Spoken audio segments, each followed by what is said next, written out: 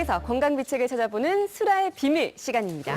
조선 임금들은 각종 산의 진미를 많이 먹었지만 네. 경무에 시달리고 스트레스를 받고 운동 부족 때문에 건강 상태는 엉망이었다고 합니다. 그래서 임금을 보필하는 어이나 상공들 입장에서는 어쩔 수 없이 어떻게 보면은 매일 먹는 음식 속에다가 이 건강의 비밀을 다 쏟아 부어야 했을 텐데요. 과연 네. 오늘은 어떤 임금의 수라 속에서 어떤 건강 비책을 찾을 수 있을지 지금 야심차게 준비한 이 코너 엄청나게 많은 분들이 관심을 갖고 있는데 네. 오늘도 기대해 보도록 하겠습니다. 아이고 이리 오너라. 어우, 네, 매주 내가 이 연기를 열심히 하느라 아주 네.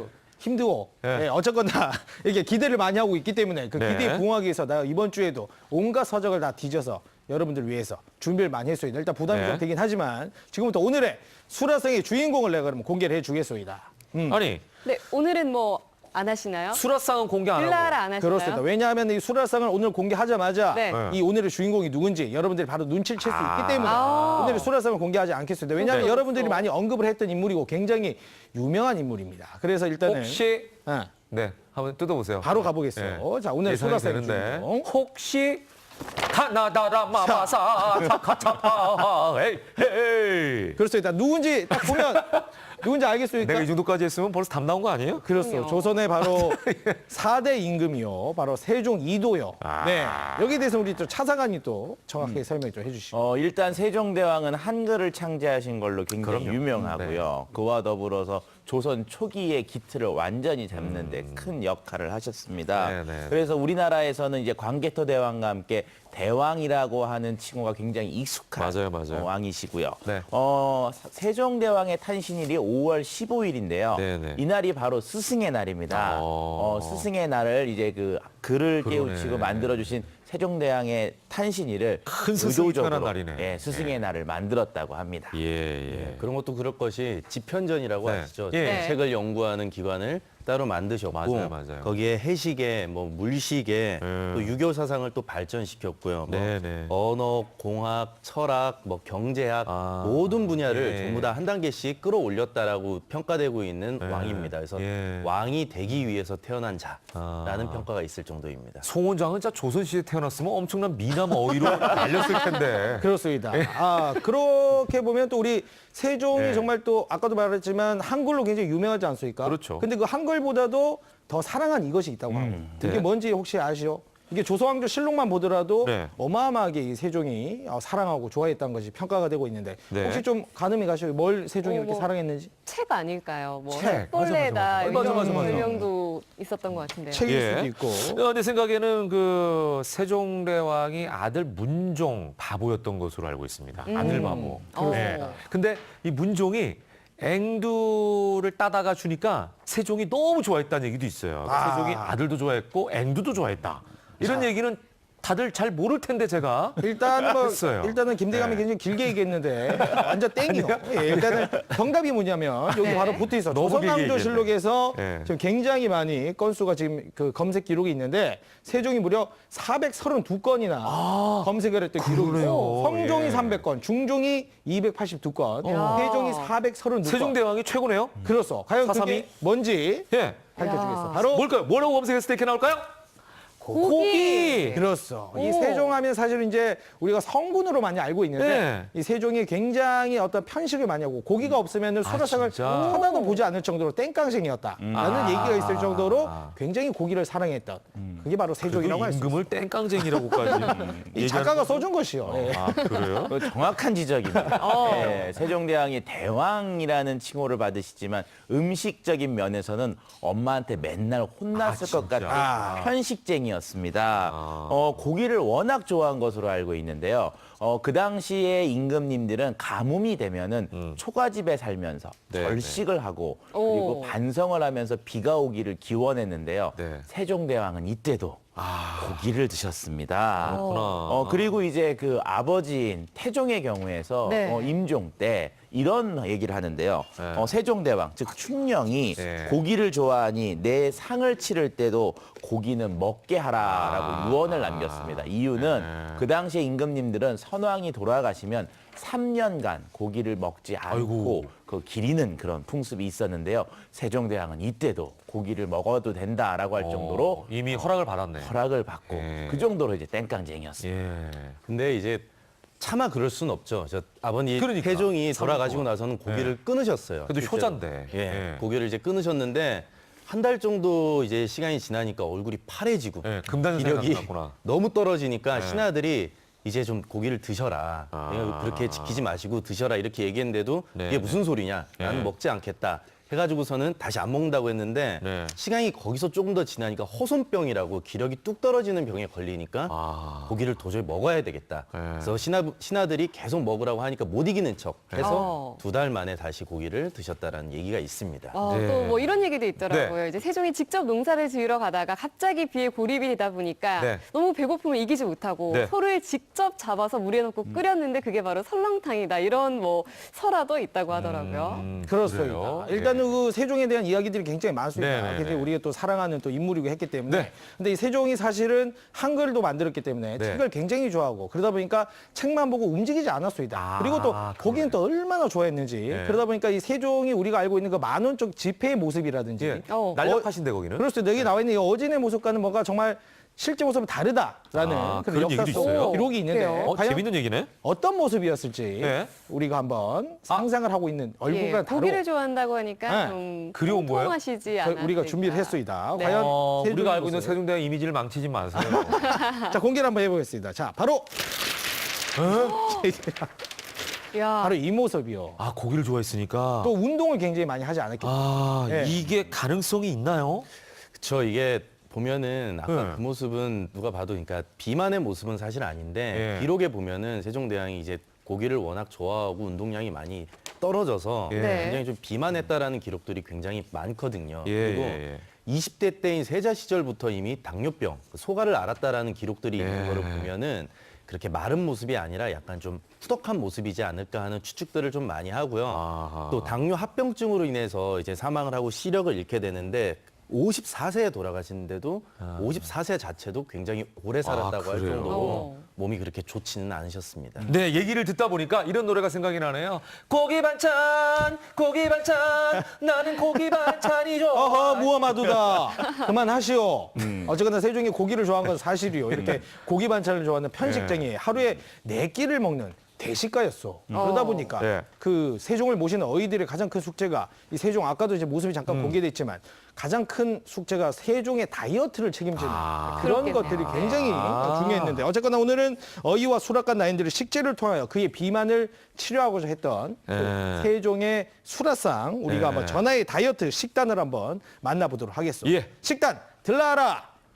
아, 네. 이렇게 세 가지가 준비가 돼 있네요. 그렇습니다. 자 그럼 첫 번째 세종의 다이어트 요리 뭔지 아시겠어? 한번 추측을 해보면 좀 묵 아니에요? 묵? 언뜻 보기에?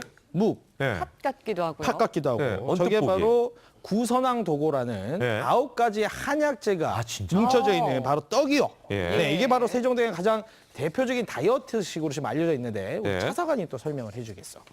이게 구선 왕도 성원. 같은 경우는 맵쌀에 네. 9가지 약재를 넣어가지고 떡처럼 이렇게 쪄서 만든 그런 음식이에요. 근데 들어가는 게 뭐 의인, 백평두, 뭐 시상, 상약, 네, 네, 네. 그다음에 연자육, 능인, 사당 뭐 이런 약들이 이렇게 들어가는데 네. 전체적으로 보면 다이어트 음식이라고 보면 돼요. 다이어트 음식에서 게다가 기력을 좀 높여주고 면역력을 좀 강하게 해주는 네. 그런 음식이라고 보면 되는데 예전부터 구선 왕도고는 머리를 좀 맑게 해주고 네. 몸을 좀 튼튼하게 해준다라고 해서 왕에게 예. 진상을 했던 그 음식인데 네, 네. 선비들이 많이 먹었던 음식이에요. 근데 이게 왜 세종의 밥상에 있느냐? 네. 세종 같은 경우는 한약을 그렇게 먹기를 싫어했대요. 예. 고기를 좋아하고 편식이 네. 너무 심하니까 네. 일부러 떡처럼 저렇게 만들어가지고 아. 한약을 넣어가지고서는 네. 만든 다음에 저것도 먹기 싫어한다 그러면은 그걸 말린 다음에 네. 갈아서 죽이나 이런 데다 넣어서 아이고. 그런 식으로 드실 수 참 있도록 노력 많이 하셨네. 그렇다고 합니다. 예. 또 이 구선 왕도고는 예로부터 네. 머리가 맑아지고 네. 몸이 좋아지는 떡으로 임금님께 진상을 하거나 과거를 보러 가는 선비들이 먹었습니다. 자, 그러면은 구선 왕도고 이게 재료가 뭔지가 궁금한데 네. 한번 보도록 하겠습니다. 식재료. 자, 은쟁반에 뭐가 있습니까? 보여주시죠.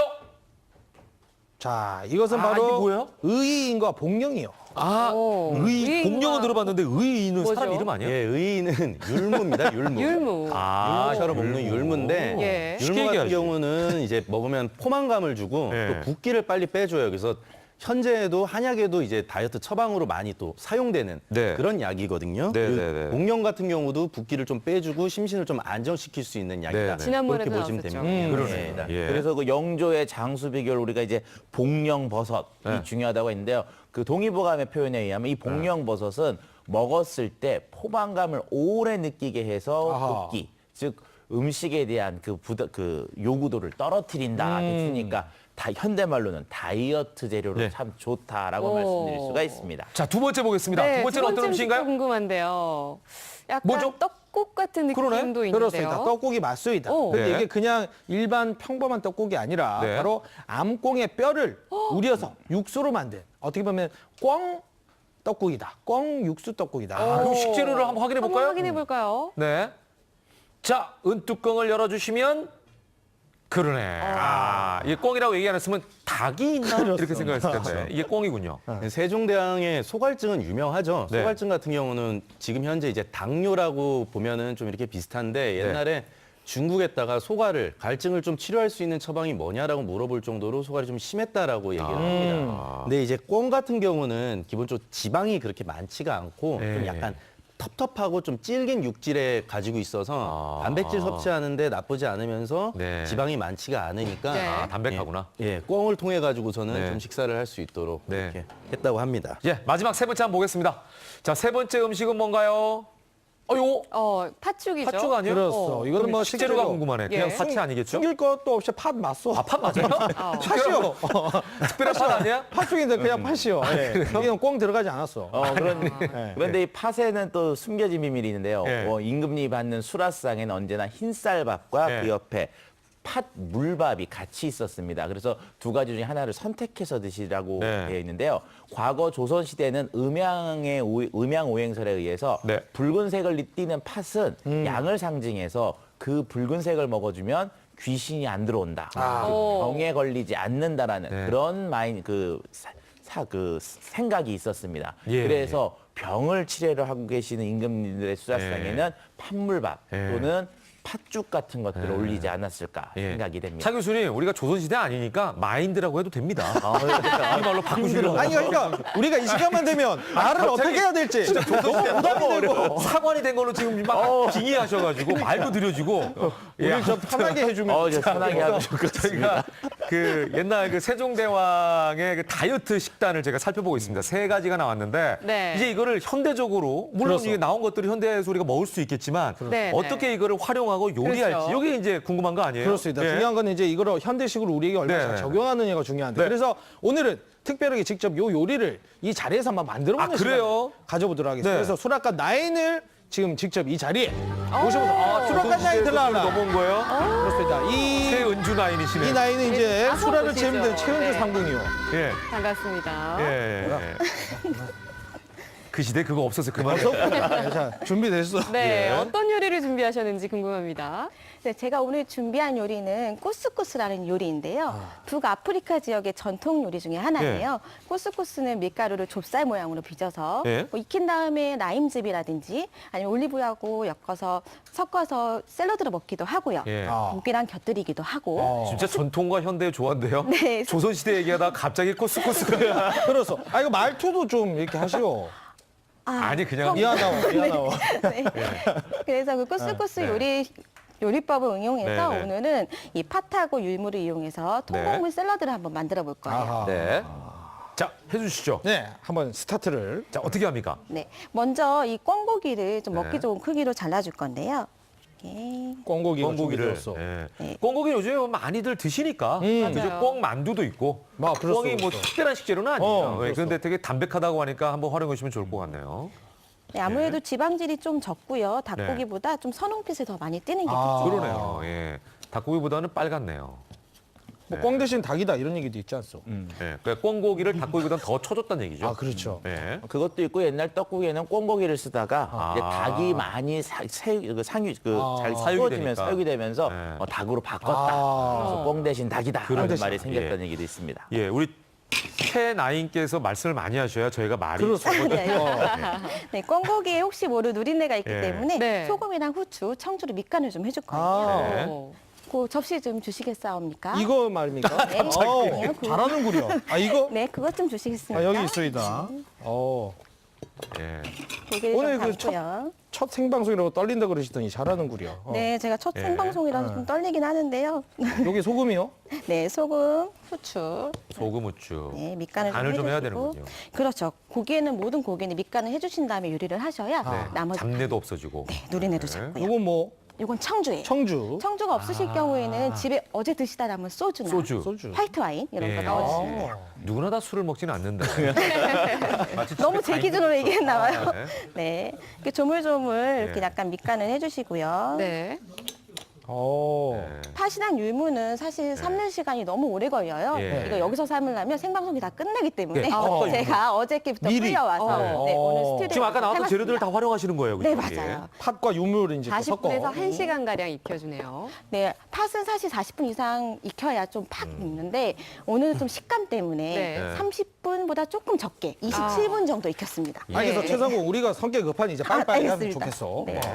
팬을 좀 달궈주신 자, 다음에요. 꽁고기를 볶나 봐요. 자, 올리브유겠죠? 네, 올리브유예요. 네. 우유.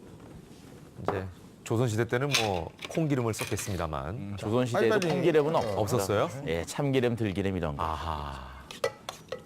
자, 자, 이렇게 해서 콩고기를 볶아요. 네, 고기가 익을 동안 드레싱을 한번 만들어 볼 건데요. 아, 드레싱. 오, 드레싱이 그거는 저- 들어가네요. 내시께서 네이씨. 계속 보시겠어요? 너무 저어주세요. 간단하니까 예. 네, 한번 만들어 보시고 아니, 저어주시라고. 아, 이걸 제가 이거 저어주려고요? 예. 네. 지금 저한테 저보고 만들라 드레싱 그래. 한번 만들어 무엄하오. 볼까요? 아, 최상국. 유자청 드레싱을 만들어 볼 거예요. 네. 그래서 유자청을 좀 넣어주시고요. 2큰술 정도 준비했어요. 네. 동량으로 올리브유를 넣었고요. 네. 여기에 이제 소금, 볶음.